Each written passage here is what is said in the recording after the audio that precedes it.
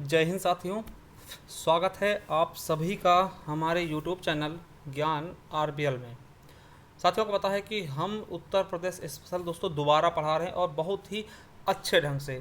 ठीक है, आपको बता दें कि ये जो क्लासेस हैं वो आपके UP triple S C video और जो आपके वीपीओ के एग्ज़ाम होंगे, ठीक है, जूनियर असिस्टेंट के होने वाले हैं exam, UP PCS, UP SI, UP police और अदर कोई भी एग्ज़ाम दोस्तों आपका लगा है ना, सभी एग्ज़ाम्स के लिए दोस्तों मोस्ट इम्पॉर्टेंट सीरीज है। ठीक है, तो इसको दोस्तों हम बता दें कि 2.0 के नाम से शुरू कर रहे हैं। तो आप अगर आप पहली बार जुड़े हैं, जाइए डिस्क्रिप्शन में, वहाँ लिंक मिल जाएगा, या फिर सीधा प्ले लिस्ट पर जाइए।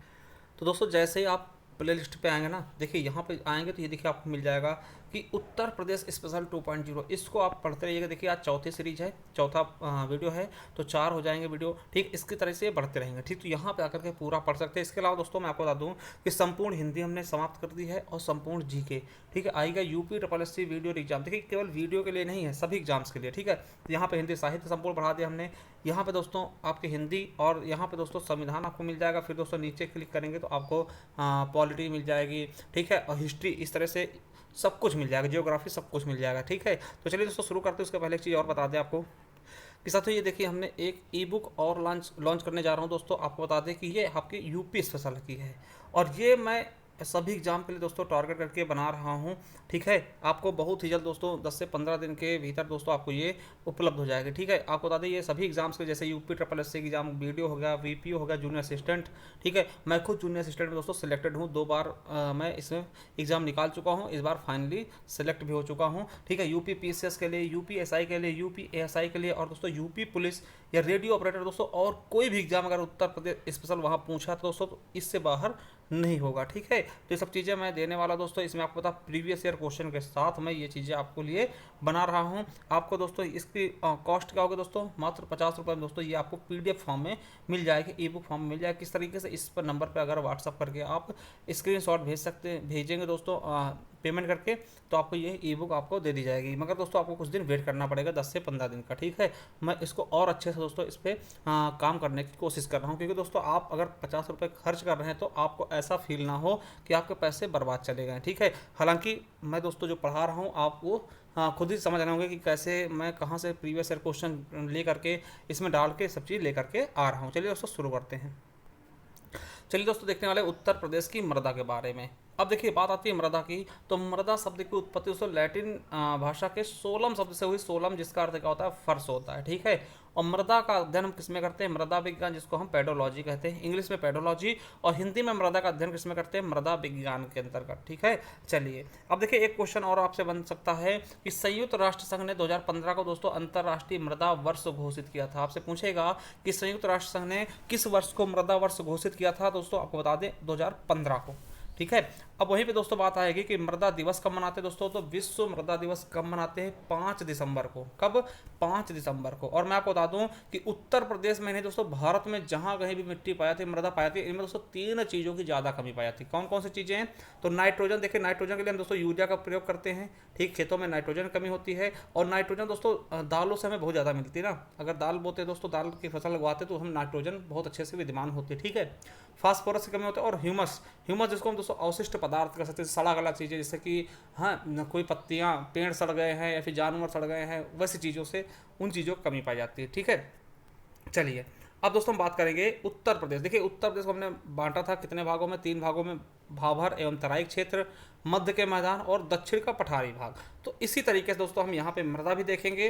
हालांकि दोस्तों अगर आपने पिछली वाली चीज़ें देखी होंगी तो आपको कुछ बहुत तक दोस्तों मृदा के बारे में भी अच्छे से ज्ञान हो गया होगा। चलिए दोस्तों पहले देखते हैं भाभर एवं तराई के क्षेत्र में मृदा कौन सी पाई जाती है। देखिए भाभर क्षेत्र में क्या होता है, हमने बताया था कि यहाँ पे दोस्तों मृदा के नाम पे क्या होता है, केवल और केवल छलावा होता है। दोस्तों आपको बता दें कि यहाँ पे क्या मिलेगा, बड़े बड़े कंकड़ और पत्थर पाए जाएंगे। क्यों, क्योंकि नदियों द्वारा दोस्तों बहा करके यहीं पे इकट्ठे करते हैं बड़े बड़े पत्थर और कंकड़। अब देखिए ये क्वेश्चन आपके यूपी पीएससी हेल्थ इंस्पेक्टर 2013 में पूछा गया था कि उत्तर प्रदेश के भाभर क्षेत्र में कैसी मृदा पाई जाती, कंकड़ीली पथरीली। ये क्वेश्चन आपका, ये आंसर उसमें दिया हुआ था। तो आपसे पूछेगा कि भाबर क्षेत्र में कैसी मृदा पाई जाती है दोस्तों, कैसी मिट्टी होती है, तो कंकड़ीली पथरीली। ठीक है, चलिए उसके बाद दोस्तों दूसरा क्या है, तराई क्षेत्र। अब देखिए तराई क्षेत्र में हमने बताया कि यहाँ पर दोस्तों क्या होता है, नदियाँ आती एक समतल जमीन पे आ जाती हैं, और यहाँ पे क्या होता है कि इस क्षेत्र की मिट्टी कैसी होती है, नम होती है, दलदली होती है और बलुई होती है, छोटे छोटे कण होते हैं बालू के। इसलिए दोस्तों इस क्षेत्र में कौन सी फसल हो जाती है दोस्तों, गन्ना व धान की खेती बहुत अच्छे से होती है। तो तराई क्षेत्र में कैसी मिट्टी होगी, तो नमी हो युक्त, दलदली और बलुई युक्त, है ना। तो ऐसी चीज़ें आपको पता होना चाहिए। जैसे आपसे पूछा गया भाबर क्षेत्र में कंकड़ीली पथरीली मिट्टी पाई जाएगी, और तराई क्षेत्र में दोस्तों नम, दलदली व बलुई मिट्टी। किस खेती के लिए दोस्तों तराई क्षेत्र इंपॉर्टेंट है, तो आपको बताया गन्ना और धान। देखिए गन्ना क्या है, उत्तर प्रदेश का वाणिज्यिक फसल है, ठीक है, नकदी फसल है, ठीक है, व्यापारिक फसल। क्वेश्चन पूछेगा कि उत्तर प्रदेश का प्रमुख वाणिज्यिक फसल कौन सा है, गन्ना। व्यापारिक फसल कौन सा, गन्ना। नकदी फसल कौन सा प्रमुख, तो गन्ना ही बताना है, याद रखिएगा। तो दोस्तों पहले भाग में हमने देख लिया तराई और भाबर क्षेत्र का हमने मिट्टी देख ली। भाबर क्षेत्र में दोस्तों कंकड़ीली पथरीली मिट्टी, और तराई क्षेत्र में दोस्तों कौन सी, नमी युक्त बालू वाली। अब आप बताएं सर ये तराई क्षेत्र और भाबर क्षेत्र है क्या, कौन सा, तो मैं आपको दिखा दूं। तो साथियों भाबर और तराई क्षेत्र कौन सा, दोस्तों देखिए ये आपका उत्तराखंड है, ये उत्तराखंड है, और ये नेपाल है, ये नेपाल है पूरा। अब दोस्तों इसके नीचे से दोस्तों जो पट्टी गुजरती है ना, शिवालिक के जस्ट नीचे दोस्तों, ये आपका है उत्तर प्रदेश ना। उत्तर प्रदेश दोस्तों जो ऊपर वाले जिले हैं जो उत्तराखंड और नेपाल को टच कर रहे हैं दोस्तों, इनमें दोस्तों थोड़ा थोड़ा सा आएंगे। तो पहले ऊपर वाले दोस्तों एक पट्टी क्या मिलेगी, ये भाभर कहलाएगा, जहाँ पे दोस्तों कंकड़ पत्थर पाए जाएंगे, और उसके जस्ट नीचे दोस्तों थोड़ा सा हल्का नीचे तो एक पट्टी और आएगी, ठीक है, जो ऊपर टच करने वाले जिले हैं दोस्तों, यहाँ पे दोस्तों आपका क्या होगा, ये दोस्तों क्या होगी, ये तराई क्षेत्र कहलाएगा। तो यहाँ की मिट्टी हमने देख ली है, और यहाँ दोस्तों तराई वाले क्षेत्र में सबसे ज़्यादा क्या होगा, गन्ना और धान की खेती, ठीक है, बहुत अच्छे समझ में आ गया होगा। चलिए अब दोस्तों देखिए, अब देखते हैं मैदानी भाग के बारे में। देखिए यहाँ पे दोस्तों इन जो ये जिले हैं कुछ इनको हटा दें, ये वाले जिले तो ये आपके पठारी भाग होंगे। अब दोस्तों ऊपर के ये वाले जिले हम हटा दें, ऊपर वाले तो जो बीच में जो ये बचते हैं ना, ये सब चीज़ें, ये सब सारा ये जमीन जो बचता है, ये वाला ये क्या है, मैदानी भाग। तो अब इसकी मिट्टी हम देखने वाले कि यहाँ पे कौन सी मिट्टी पाई जाएगी। चलिए साथ दूसरा क्या भाग था, गंगा यमुना का मैदानी भाग या गंगा यमुना का दोआब। तो दोस्तों यहाँ पे कौन सी मिट्टी पाई जाएगी, मैं इसके बारे में आपको बताने वाला हूँ। देखिए इस मैदान में पाई जाने वाली मृदा को जलोढ़ या कद्दारी या भात मृदा कहते हैं। देखिए जलोढ़ मिट्टी कहते हैं, या फिर कद्दारी मिट्टी कहते हैं, या दोमट मिट्टी कहते हैं, या फिर दोस्तों हम इसको भात मिट्टी भी कहते हैं, यानी कहीं कहीं पे इसको हम गाँव की लैंग्वेज में भात मिट्टी भी कहते हैं। किससे निर्मित है ये मिट्टी, तो आपको बता दिए कांप क्या होता है दोस्तों, कीचड़ टाइप का ना, कांप मिट्टी कीचड़ और बालू से निर्मित होते हैं। उससे इसमें बालू के कण भी पाए जाएंगे, कीचड़ भी होगा, है ना, कांप होगा। तो इन चीज़ों से निर्मित होती है। आपको बताते हैं दोस्तों ये जो मिट्टी होती है ना गंगा यमुना मैदान की, इसमें दोस्तों पोटास और चूना की दोस्तों प्रचुर मात्रा होती है, यानी चूना और पोटास दोस्तों अधिकता पाई जाएगी इसमें। जबकि दोस्तों फास्फोरस, नाइट्रोजन और जीवाश्म का मतलब अभाव होगा। मतलब यहाँ पे नाइट्रोजन, फास्फोरस और जीवाश्म ये चीज़ें नहीं पाई जाती हैं, ठीक है। और दोस्तों इस मिट्टी को, गंगा यमुना के मैदानी भाग की मिट्टी को दोस्तों हम दो भागों में पूर्णतया बांट देते हैं। इस मैदान के लगभग दोस्तों संपूर्ण मृदा को हम दो भागों में विभाजित कर देंगे, खादर या नवीन जलोढ़ जो नई मिट्टी होती है, बांगर या फिर पुरानी जलोढ़। अब देखिए ये क्या मिट्टी होती है, कई बार समझा चुके हैं। देख ले, मान ले दोस्तों ये गंगा नदी बह रही है, कोई सी भी नदी बह रही है दोस्तों। अब दोस्तों ये बाढ़ में क्या होगी, बाढ़ में दोस्तों ये देखिए ऐसे गर्मियों में इतनी बहेगी, बाढ़ में दोस्तों क्या होता है, यहाँ से बहेगी, ये इधर से बहेगी, ये इधर से बहेगी ना। जो ये वाला क्षेत्र होता है, ये वाला क्षेत्र देखिए, ये क्षेत्र क्या होगा कि ये क्षेत्र क्या होगा, बारिश के समय दोस्तों क्या होगा, यहाँ पे पानी भर जाएगा, बाढ़ का पानी आता है और फिर दोस्तों चला जाएगा, फिर गर्मियों का फिर चली जाएगा, फिर यहाँ पे खेती हो जाएगी, ठीक है, खेती हो जाएगी। मगर दोस्तों आपको पता है कि ये मिट्टी नई हो जाएगी, क्योंकि दोस्तों पुरानी मिट्टी नदियाँ बहा ले जाएंगी और नई मिट्टी, उपजाऊ मिट्टी यहाँ छोड़ जाएगी। तो दोस्तों ये वाली मिट्टी जो होती है इसको हम नवीन मृदा बोलते हैं, या फिर खादर बोलते हैं। खादर को ही नवीन जलोढ़ बोलते हैं। नवीन क्यों, क्योंकि मिट्टी हर साल नई हो जाती है ना। दोस्तों याद रखिए, जहाँ पर मतलब कि नदियों का बाढ़ है ना पहुंच जाता है दोस्तों, बाढ़ पहुंचता है नदियों का, और फिर अचानक फिर दोस्तों क्या होता है, बाढ़ चला जाता है दोस्तों, वो मिट्टी क्या होती है, नवीन जलोढ़ या फिर खादर मिट्टी कहलाती है। अब देखिए ये हिस्सा क्या होगा, ये जलोढ़ मिट्टी, नवीन जलोढ़ है, खादर मिट्टी है। अब दोस्तों मगर देखिए, अब नदी के काफ़ी दूर तक, मान लें यहाँ पे दोस्तों कभी पानी नहीं पहुँचता, यहाँ पे बाढ़ का पानी कभी नहीं पहुँचेगा, ये जो हिस्सा होगा यहाँ पे बाढ़ का पानी नहीं पहुँचेगा।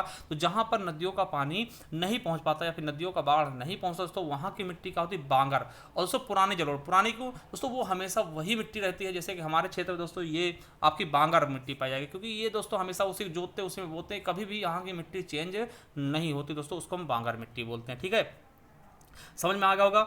इसके अलावा दोस्तों आपको बता दें कुछ और भी मिट्टी आ रही थी, जैसे कि दोस्तों इसके अलावा इस क्षेत्र में कुछ मात्रा में लवणीय मिट्टी, क्षारीय मिट्टी, मरुस्थलीय मिट्टी, भूण या फिर काली मृदाएं भी पाई जाती हैं। ठीक है, ये चीज़ हमने बता दिया। अब देखिए खादर हमने बता दिया क्या होता है, खादर क्या होता है, खादर यानी नवीन जलोढ़। यहाँ की जो हमने बताया पहले समझा दिया आपको कि देखिए जो मृदा नदियों द्वारा प्रत्येक बाढ़ के समय परिवर्तित होती रहती है, यानी नदियों से क्या होती है दोस्तों, बाढ़ का पानी आएगा और नई मिट्टी छोड़ जाएगा, पुरानी मिट्टी को बहा ले जाएगा। ठीक है, तो नवीन जलोढ़ कहलाती हैं, जिनको दोस्तों हम खादर, कछारी या फिर नवीन जलोढ़ मृदा के नाम से जानते हैं। और आपको बता दें यह मृदा कैसी होती है, हल्के भूरे रंग की होती, छिद्रयुक्त तो महीन कणों वाली मृदा होती है और इसमें चूना, पोटास, मैग्नीशियम और जैव तत्वों की मात्रा अधिक होती है, समझिएगा।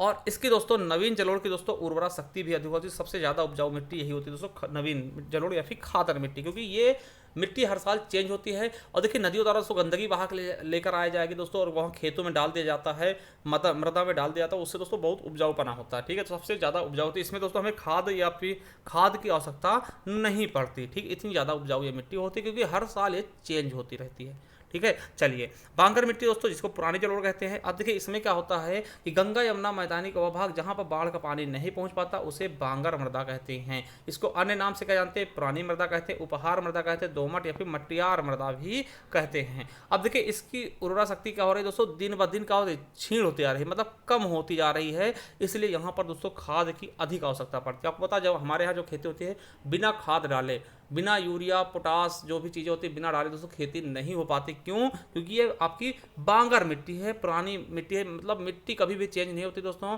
ठीक है, हमारे यहाँ नदियों का पानी बाढ़ नहीं आता, इसलिए दोस्तों मिट्टी भी चेंज नहीं होती है। ठीक है, देखिए जो बांगर मिट्टी होती है या फिर पुरानी जलोढ़ होती है, इसमें मृदाओं में नाइट्रोजन और फास्फोरस की कमी भी होती है, नाइट्रोजन फास्फोरस की कमी होती।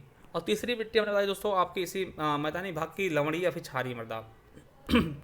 समझिएगा, देखिए उत्तर प्रदेश में लगभग 10% भूमि क्या हो ऊसर हो चुकी है। ठीक है, जो कि उत्तर प्रदेश के जैसे अलीगढ़ हो गया, मैनपुरी, कानपुर, उन्नाव, एटा, इटावा, रायबरेली, सुल्तानपुर, प्रयागराज, जौनपुर और दोस्तों प्रतापगढ़, यहाँ पे दोस्तों क्या हो रही है कि कुछ मिट्टी दोस्तों क्षारीय या फिर लवणी हो रही है। ठीक है, अब दोस्तों ये क्वेश्चन आपके यूपी पीसीएस एसीएफ में पूछा गया था कि कौन से मंडल में दोस्तों मुख्यतः लवण प्रभावित मिट्टी पाई, तो दोस्तों कौन से आपके मंडल होंगे, तो आगरा और अलीगढ़ मंडल में दोस्तों अधिक मात्रा में दोस्तों लवणीय या फिर क्षारीय मृदा पाई। देखिए ये मृदा कैसे होती है, आपने दोस्तों रेहू का नाम सुना होगा गाँव में। ठीक है, इसमें दोस्तों ऊपर आप देखते हैं तो सफ़ेद सफ़ेद परत छा जाती है ना। चलिए अब देखिए तो लवणी उसर भूमि के लवण देखिए अधिकता इसमें क्या होता है, तो सोडियम, पोटेशियम सल्फेट और कैल्शियम से बने होते हैं। जो लवण होता है दोस्तों ऊपर होता है, उसर दोस्तों वो किसका बना होता है, तो सोडियम, पोटेशियम, सल्फेट और कैल्शियम का बने होते हैं, जो कि भूमि के ऊपरी सतह पर सफेद परत में दिखाई देते हैं। आपको पता रेहू जैसे दोस्तों गाँव में क्या होता था, पहले कपड़े धुल लेते थे ना, वो चीज़ है ना, सफ़ेद परत में होती है तो उसको इकट्ठा करके कपड़े बदलते हैं ना। इसका दोस्तों पीएच मान 8 से कम होता है। ठीक है, 8 से कम होता है। यहाँ पर दोस्तों जिसका पीएच मान क्या होगा, 8 से कम होगा दोस्तों, वहाँ पे हम जिप्सम मिला देंगे खेत में, जिप्सम डाल के, और दोस्तों सिंचाई, तगड़ी सिंचाई करके दोस्तों खेती थोड़ी बहुत हम कर सकते हैं, जिसका पीएच मान क्या होगा, 8 से कम होगा। ठीक है, चलिए अब याद रखेंगे। और दोस्तों जिसका पीएच मान 8 से अधिक होगा ना, वहाँ पे कुछ भी नहीं होगा। देखिए रेह युक्त क्षारीय ऊसर वाली भूमि जिसका विस्तार उत्तर प्रदेश में अधिक है, इसकी सतह पर सोडियम लवणों के कारण काला हो जाता है दोस्तों, काली काली हो जाती है, और यहाँ पीएच मान दोस्तों 8 से अधिक होता है। ऐसी भूमि पर हम कुछ भी खेती नहीं कर पाते ना। अगर दोस्तों जिसका पीएच मान क्या होगा, लवणीय मिट्टी या क्षारीय मिट्टी जिसका पीएच मान 8 से कम होगा, वहाँ पर हम दोस्तों जिप्सम और अधिक पानी के कारण दोस्तों हम खेती कर सकते हैं, थोड़ा बहुत हो जाएगी। मगर दोस्तों जिसका पीएच मान 8 से अधिक होगा, वहाँ पर खेती नहीं होगी। ठीक है, अब मरुस्थलीय मृदा की बात कर ले दोस्तों। अब देखिए यह मृदा उत्तर प्रदेश के कुछ पश्चिमी जिलों जैसे मथुरा, आगरा और अलीगढ़ में पाया है। इसमें लवण, फास्फोरस की मात्रा अधिक होती है, परंतु दोस्तों जीवाश्म पदार्थ और नाइट्रोजन का अभाव होता है। अब देखिए इसमें क्या होता है कि सिंचाई के द्वारा हम कुछ मोटे अनाज की खेती कर लेते हैं दोस्तों। मोटे अनाज जैसे कि आपको पता है मक्का, बाजरा, ऐसी चीज़ें दोस्तों जो मोटे अनाज के अंतर्गत आते हैं दोस्तों, उनकी खेती हम थोड़ी बहुत कर लेते हैं। मरुस्थलीय मृदा में है ना, मोटे अनाजों की खेती सिंचाई के द्वारा कुछ बहुत हम कर लेते हैं। ठीक है, चलिए एक भूण मृदा होती है दोस्तों। भूण मृदा क्या होता है, तो गंगा यमुना उनकी सहायक नदियों द्वारा बाढ़ वाले क्षेत्र में जहां पहले से निर्मित दोस्तों बालुई मिट्टी के 10 से 20 फीट ऊंचे टीलों को भड़ कहा जाता है दोस्तों। इन मिट्टी को हम भूण मिट्टी भी कहते हैं ना। समझ गए होंगे। जैसे मान लिया कोई नदियाँ बहा के लाती है दोस्तों, टीला बना देती है ना, बलुई मिट्टी का टीला बनाती है नदियों के बीचों बीच में, है ना, या बगल में दोस्तों टीला बना देती है, उस मिट्टी को हम क्या बोलते हैं दोस्तों, भूण मृदा बोलते हैं। क्या बोलते हैं, भूण मृदा बोलते हैं, यहाँ पे उगमाता कर लेना। और यह मिट्टी हल्की दोमट बलुई होती है, ठीक है। चलिए अब दोस्तों एक होती है काली या फिर रेगुर मिट्टी, याद रखेंगे बहुत इंपॉर्टेंट है। काली मिट्टी को हम करेल या फिर कपासी मिट्टी कहते हैं, ये मोस्ट इंपॉर्टेंट, ये क्वेश्चन कई बार आपके एग्जाम में पूछा गया कि कपास के लिए सबसे उपयुक्त मिट्टी कौन होगी, काली मिट्टी। आप बता दें कि प्रदेश के पश्चिमी जिलों, जैसे पश्चिमी जिले दोस्तों आपको पता है, ठीक है, पश्चिमी जिले मेरठ एरिया में, या फिर दोस्तों बुंदेलखंड क्षेत्र में कहीं कहीं पे काली मृदा भी पाई जाती है। ये यूपी पीसी से पूछा गया था कि काली मिट्टी कहाँ पाती है, बुंदेलखंड क्षेत्र, उसमें ऑप्शन था, ठीक है।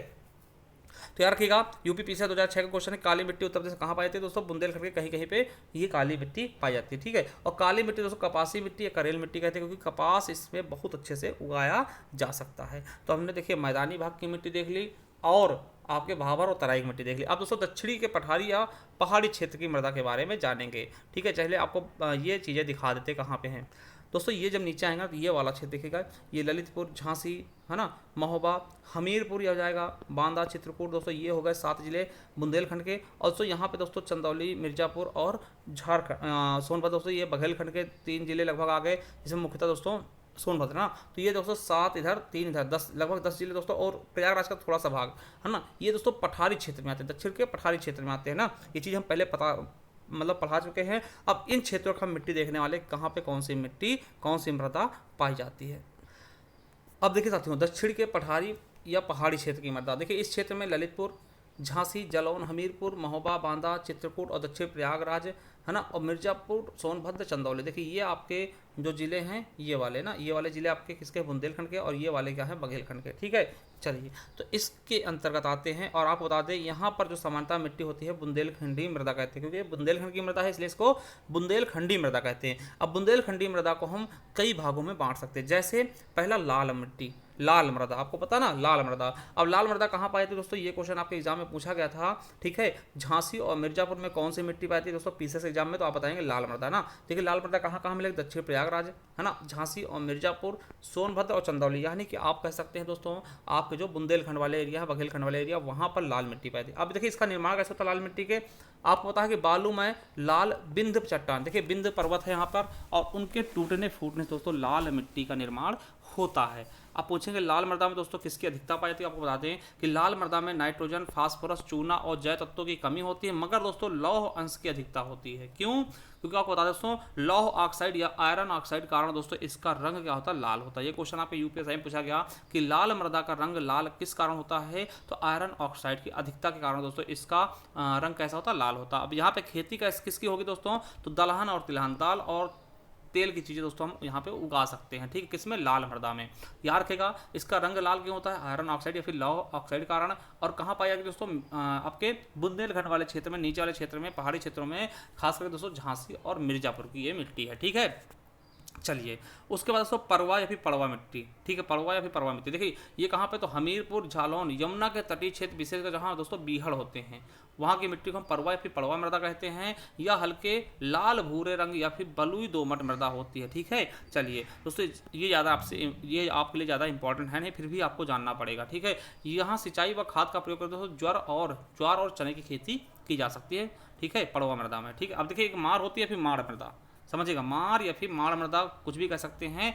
अब देखिए यह मिट्टी रेगुर मिट्टी के समान काली व चिकनी होती है, इसमें 60% सिलिकेट, 15% लोहा और 25% एल्यूमिनियम पाया जाता है। जल पाने पर दोस्तों यह मृदा गोंद के समान चिपचिपी हो जाती है, दोस्तों याद रखिएगा कि जल ज़्यादा इसको जल मिलता है ना, ये दोस्तों चिपचिपी हो जाती है मृदा, ठीक है। चलिए और इस मृदा में कृषि कार्य करना कठिन होता है तथा अल्प अवधि वाली कुछ फसलें उगाई जा सकती है दोस्तों। इसमें दोस्तों क्या है कि कृषि बहुत कठिनाई से होता है, मगर कुछ छोटे समय वाली आप फसल उगा सकते हैं। और यह मृदा दोस्तों पश्चिमी जिलों में पाई जाती है, पश्चिमी जिलों में ये मृदा पाई जाती है, ठीक है। चलिए आगे देखते हैं राकर या फिर राकड़ मृदा, क्या बोलते हैं, राकर या फिर राकड़ मृदा। देखिए यह देखिए लाल भूरे रंग की होती है, दानेदार मृदा है और यह ढालों पाई जाती है। देखिए आपको पता है जो आपके जो पर्वत है दोस्तों वो इधर की ओर ढाल है, ठीक है, तो ढाल पे दोस्तों ये मृदा पाई जाएगी भूरे और लाल रंग की, ठीक, इसको राकड़ मृदा कहते हैं, ढालों पाई जाएगी। अब देखिए यहाँ खाद का प्रयोग करके चना और तिल की खेती कर सकते हैं, ठीक है। अगर खाद हम इसमें डाल लें दोस्तों, यहाँ पर हम चना और तिल की खेती कर सकते हैं। कौन सी मृदा में? राकर या फिर राकड़ मृदा में, ठीक। कहाँ पाएगी? ढालों में, पर्वतों के ढालों में, ठीक है। अब देखिए यह मृदा मोटी राकर व पतली राकर दो रूप में आती है। देखिए कहीं कहीं पे मोटी होती है, कहीं कहीं पे पतली। चलिए ज़्यादा इंपॉर्टेंट है नहीं। भूंटा मृदा है दोस्तों, ये भी याद रखिएगा, ज़्यादा इंपॉर्टेंट है नहीं। क्या है इसका निर्माण दोस्तों? बिंद श्रेणी के चट्टानों के टूटने फूटने से होता है। ये हल्के लाल रंग की होती है।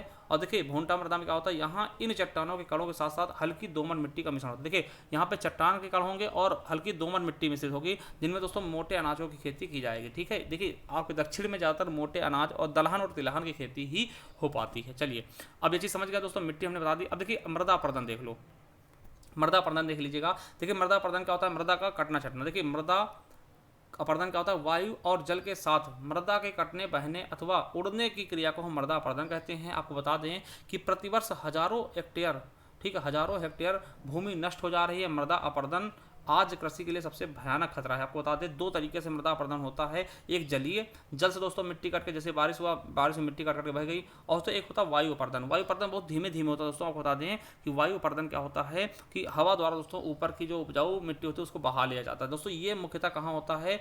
आगरा, मथुरा और इटावा, यानी पश्चिमी उत्तर प्रदेश में ज़्यादा ये चीज़ें होती हैं वायु अपर्दन वाली, ठीक है। अब देखिए याद रखिएगा परत अपर्दन क्या होता है दोस्तों? परत अपर्दन क्या होता है? परत अपर्दन समतल खेतों में बहुत ही सूक्ष्म तरीके से होता है, जिससे किसान समझ नहीं पाता और उर्वरता धीरे धीरे क्या होती है? एकदम कम हो जाती है। इसलिए इसे किसानों की मौत कहा जाता है। किसको? परत अपर्दन क्या होता है दोस्तों? एकदम सूक्ष्म तरीके से होता है, जिससे पता नहीं चलता कि हमारी जो मिट्टी है दोस्तों अनुर्वर कैसे हो रही है ना, मतलब कि ये धीरे धीरे कैसी एकदम बंजर सी होती जा रही है। इसकी परत जो धीरे धीरे क्या होती है दोस्तों? सूक्ष्म तरीके से खत्म होती जाती है, ठीक है। एक होता है अवनलिका अपर्दन। समझिएगा अवनलिका अपर्दन क्या होता है? तो यह अपर्दन ढाल वाले खेतों में, देखिए आपको ढाल वाले खेतों में आप जानते होंगे यह अवनलिकाएं यू और वी के आकार में होती हैं। जैसे आपको पता है ढाल वाले खेतों में दोस्तों ऐसे हो जाती है ना, ये ढाल वाले खेत है जैसे, या फिर ऐसे यू और वी के आकार में होती हैं, ठीक है, अवनलिका अपर्दन।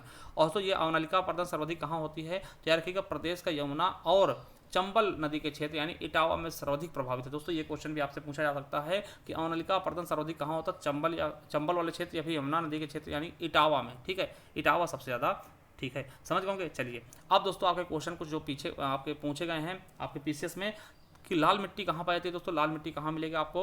तो आपको पता होगा मिर्जापुर और झांसी में। क्या होगा? मिर्जापुर और झांसी में लाल मिट्टी पाई जाती है। अगला है कि उत्तर प्रदेश में अवनलिका अपर्दन सबसे ज़्यादा प्रभावित किसे करता है? तो अभी हमने पढ़ाया इसको इटावा में, ठीक। यूपी पीछे 2011 में पूछा गया अवनलिका अपर्दन सबसे ज़्यादा किसको प्रभावित करता है दोस्तों? तो किस जिला को? आपको पता है चंबल और यमुना नदी के आसपास यानी कि इटावा को सबसे ज़्यादा, ठीक है। देखिए गोरखपुर में तो सर्वाधिक वर्षा होती है, ठीक है। चलिए उसके बाद दोस्तों कि प्रदेश में वायु अपर्दन से सर्वाधिक प्रभावित जिला कौन सा? दोस्तों आपको पता पश्चिमी उत्तर प्रदेश सबसे ज़्यादा ना, हमने बताया था कि पश्चिमी, देखिए यूपी पीसीएस में पूछा गया क्वेश्चन, पश्चिमी उत्तर प्रदेश क्या है? सबसे ज़्यादा वायु अपर्दन से प्रभावित जिला है। चलिए तो ये सब चीज़ें आप समझ गए, तो एक बार जाइए आप 2.0 नामक दोस्तों सीरीज मिल जाएगी आपको, यहाँ पढ़ के आप बहुत अच्छे से उत्तर प्रदेश स्पेशल या फिर कुछ भी को यानी हिंदी और जीके एकदम संपूर्ण समाप्त कर सकते हैं। तो देरी किस बात की, जाइए देखिए यूपी SSC वीडियो के लिए हमने फ्री कोर्स लॉन्च किया है। और आपको बता दें जो हमने बताया अभी हमारी क्या है दोस्तों, ई बुक हमारी लॉन्च होने वाली है। तो आपको कैसा लगा हमारी वीडियो जरूर बताइएगा। मिलते हैं किसी नेक्स्ट वीडियो, तब तक के लिए जय हिंद, जय भारत, वंदे मातरम।